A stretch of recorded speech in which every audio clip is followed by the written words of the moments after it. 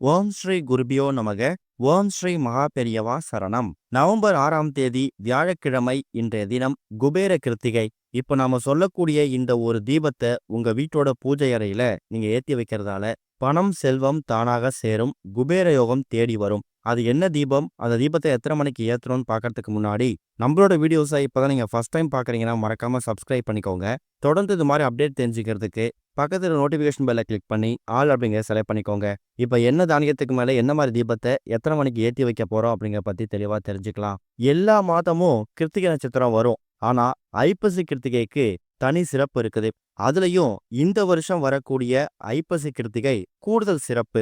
இந்த வருஷம் வந்திருக்கக்கூடிய ஐப்பசி கிருத்திகை நவம்பர் மாதம் 6ஆம் தேதி வந்திருக்குதான். முருகப்பெருமானுக்கு உகந்த எண்ணா இருக்கக்கூடியது இந்த 6. ஆங்கில தேதிப்படி 6ஆம் தேதி இந்த வருஷம் நமக்கு ஐப்பசி கிருத்திகை வந்திருக்கிறது. இது கூடுதல் விசேஷம். அப்படிப்பட்ட கிருத்திகை வியாழக்கிழமையில வந்திருந்தா அதை நாம குபேர கிருத்திகை அப்படின்னு நம்ம கணக்குல எடுத்துக்கணும். அப்படிப்பட்ட குபேர கிருத்திகை எத்தனை மணிக்கு ஆரம்பித்து எத்தனை மணிக்கு முடியுது அப்படிங்கிறத நீங்க தெரிஞ்சுக்கணும். இன்னைக்கு காலையில 8:40 ஆரம்பித்திருக்கக்கூடிய கிருத்திகை நட்சத்திரம் நாளைக்கு காலையில, அதாவது நவம்பர் 7ஆம் தேதி வெள்ளிக்கிழமை காலையில 6:58 வரைக்கும் இருக்கு.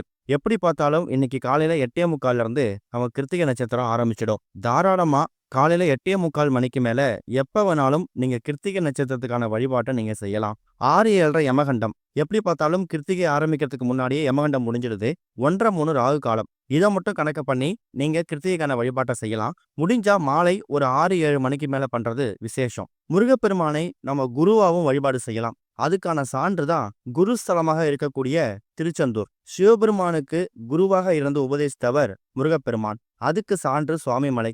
அதனால முருகப்பெருமான நம்ம குருவா நினைச்சு வழிபாடு செய்ய முடியும். அப்படி குரு பகவானுக்கு உகந்த கிழமையாக இருக்கக்கூடிய வியாழக்கிழமையில இந்த வருஷம் ஐப்பசி கிருத்திகை வந்திருக்கிறது கூடுதல் சிறப்பு தான். இன்னொரு பக்கம் வியாழக்கிழமை அப்படிங்கிறது குரு பகவானுக்கு மட்டுமில்ல, குபேரருக்கும் உகந்தது.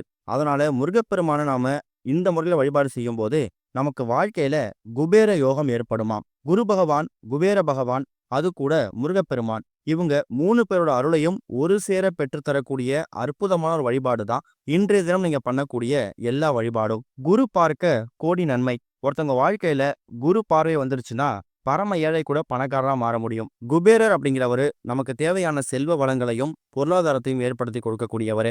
முருகப்பெருமானை பத்தி நம்ம சொல்லி தெரிய தேவையில்ல. நம்மளோட தனித்தனி கஷ்டங்கள் தீர்வதற்கு தனித்தனி தெய்வங்களை வணங்குறதுக்கு பதிலா ஒட்டுமொத்த கஷ்டங்களும் ஒரே நேரத்துல சரியாவறதுக்கு நம்ம கலியுக தெய்வமாக இருக்கக்கூடிய முருகப்பெருமானை வணங்கலாம். இப்படி 3 தெய்வங்களுக்கு உரிய தினமாக இருக்கக்கூடிய நவம்பர் 6ஆம் தேதி இன்றைய தினம் முருகப்பெருமானுக்கு நீங்க எந்த மாதிரி வழிபாடு செய்ய போறீங்க?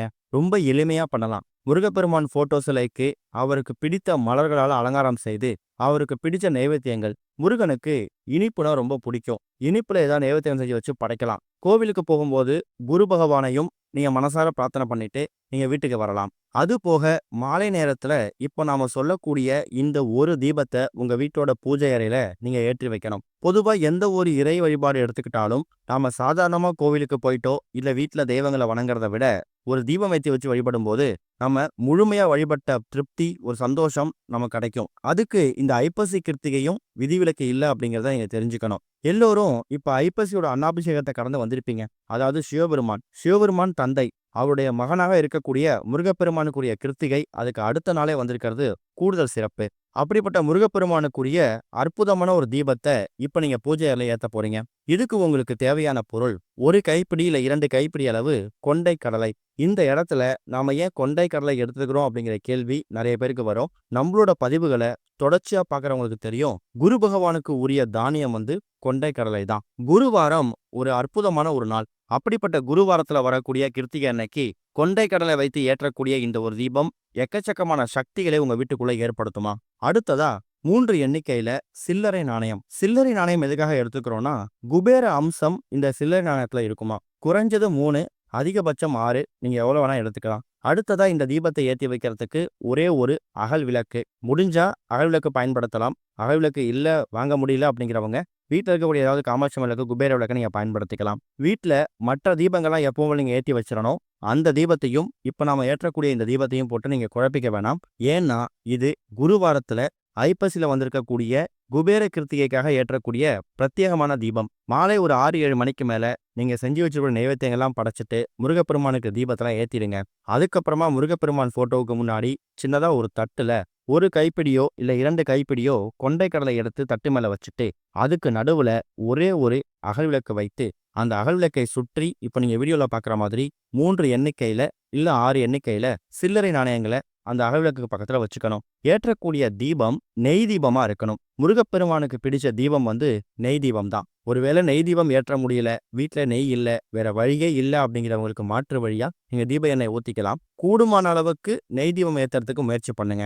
இந்த தீபத்தை ஏத்தி வச்சுட்டு முதல்ல முருகப்பெருமான மனசார பிரார்த்தனை பண்ணணும். கந்த சஷ்டி விரதம் அன்னைக்கு முருகப்பெருமான வணங்கி நீங்க பலவிதமான பலன்களை பெற்றிருப்பீங்க. ஒருவேளை இப்ப நடந்து முடிஞ்சிருக்கக்கூடிய கந்த சஷ்டியை நீங்க தவற விட்டுட்டீங்கன்னா அதுக்கு மாற்று வழி இந்த ஒரு ஐப்பசி கிருத்திகை நவம்பர் 6ஆம் தேதி, அதுவும் 6 அப்படின்னு சொல்லக்கூடிய எண்ணிக்கையில வந்திருக்கக்கூடிய இன்றைய தினம் முருகப்பெருமானுக்கு ரொம்ப ரொம்ப உகந்த நாள். முருகனோட அறுவடை வீடுகள் 6, முருகனை வளர்த்த கார்த்திகை பெண்கள் 6, சரவண பவ அப்படின்னு சொல்லக்கூடிய முருகனை உச்சரிக்கக்கூடிய மந்திரமும் 6. இப்படி 6ன்னு சொல்லக்கூடிய எண்ணில் நவம்பர் 6ஆம் தேதி வந்திருக்கக்கூடிய இந்த ஒரு குபேர கிருத்திகை அன்னைக்கு இந்த தீபத்தை குறைந்தது 6 நிமிஷம், அதிகபட்சம் நீங்க எவ்வளவு நேரம் வேணாலும் இந்த தீபத்தை எரிய விடலாம். ஆனா ஏற்றக்கூடிய நேரம் நல்ல நேரமா பார்த்து மாலை ஒரு 6-7 மணிக்கு மேல வீட்டோட பூஜை அறையில ஏற்றி வைக்கணும். முருகப்பெருமான பிரார்த்தனை பண்ணிட்டு அடுத்ததா கொண்டை கடலை தீபம் ஏற்றிருக்கிறதால குரு பகவானை பிரார்த்தனை பண்ணிக்கோங்க.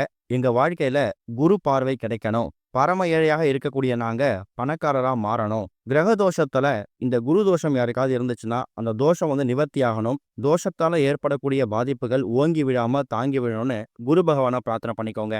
அடுத்ததா வியாழக்கிழமை குபேர வாரம் அப்படிங்கிறதால குபேரனுக்கு உகந்த அந்த சில்லறை நாணயங்களை வச்சுட்டு எங்க வீட்டுக்குள்ள பொன் பொருள் ஆடம்பரமான வாழ்க்கை இது எல்லாமே தானாக சேரணும், எங்க உழைப்புக்கேத்த ஊதியம் கிடைக்கணும், வீண் விரயம் வீண் செலவு தவிர்க்கப்படணும், குறிப்பா பணம் காசு வீட்டுல நிரந்தரமா தங்கணும்னு எல்லா விதமான கோரிக்கைகளையும் நீங்க குபேர பகவான் கிட்ட முன்வைக்கணும். இப்படி ஒரே நேரத்துல 3 தெய்வங்களை ஒரு சேர வணங்கிட்டு இந்த தீபம் ஒரு அரை மணி நேரத்துல இருந்து 1 மணி நேரம் உங்க வீட்டோட பூஜை அறையில இருக்கிற மாதிரி பார்த்துக்கோங்க. அந்த நேரத்துல முருகப்பெருமானுடைய பாடல்களை மந்திரங்களை வீட்டுல ஒலிக்க விட்டு கேட்கறது, புத்தகங்களை பார்த்து படிக்கிறது, இந்த மாதிரி விஷயங்கள் பண்றது சிறப்பு. தீபத்தை ஏற்றி வச்சுட்டு முருகப்பெருமானை வணங்கிட்டு உட்கார்ந்து டிவி பார்க்கறது, மற்ற சினிமா பாடல்கள் கேட்கறது அப்படின்னு இல்லாம வேல்மாறல், கந்தர் அனுபூதி, திருமுருகாற்றுப்படை இது மாதிரி முருகப்பெருமானுக்குரிய மந்திரங்களை ஒலிக்க விட்டு கேட்கலாம். இந்த தீபத்தை ஏற்றி வச்சுட்டீங்க, உங்க கோரிக்கைகளையும் முன் வச்சுட்டீங்க. இந்த தீபம் எரிஞ்சு முடிஞ்சதுக்கு அப்புறம் என்ன பண்ணணும் அப்படிங்கிற கேள்வி நிறைய பேருக்கு வரும்.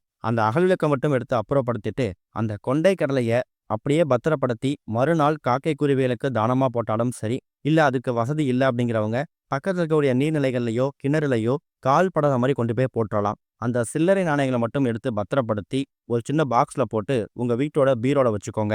இந்த தீபத்துல ஏற்றிருக்கக்கூடிய இந்த நாணயங்கள் இருக்குல்ல, ரொம்ப ரொம்ப சக்தி வாய்ந்த நாணயங்களா மாறிடும். உங்க வீட்டுக்குள்ள பணவரவை காந்தம் போல ஈர்த்து தரக்கூடிய ஒரு வசீகர தன்மை உள்ள பொருளா மாறிடும். நம்பிக்கையோட பண்ணுங்க.